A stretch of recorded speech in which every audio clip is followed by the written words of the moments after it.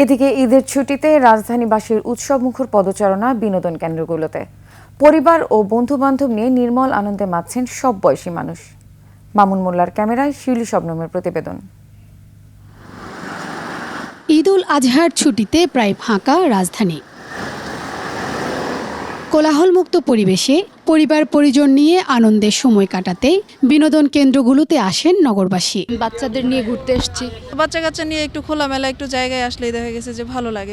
বন্ধু বান্ধবের সাথে গল্প আড্ডায় সেলফি তোলায় ব্যস্ত কেউ কেউ। ঈদের দিন আমরা ঘুরতে এসেছি, ফ্রেন্ডরা মিলে ছবি তুলবো, দেন একটু পরে বাসায় চলে যাবে। উচ্চ মাধ্যমিকের ছাত্র মিকাইল কিংবা ইস্ট ওয়েস্ট বিশ্ববিদ্যালয়ের ছাত্র রাজভীর মতো কেউ কেউ আবার ঘুরতে আসা দর্শনার্থীদের শখের ক্যামেরায় ছবি তুলে দিয়ে আয় করছেন নিজেদের হাত খরচের টাকা। যারা যারা ছবি তুলতে আগ্রহী তাদের ছবি তুলে দিই।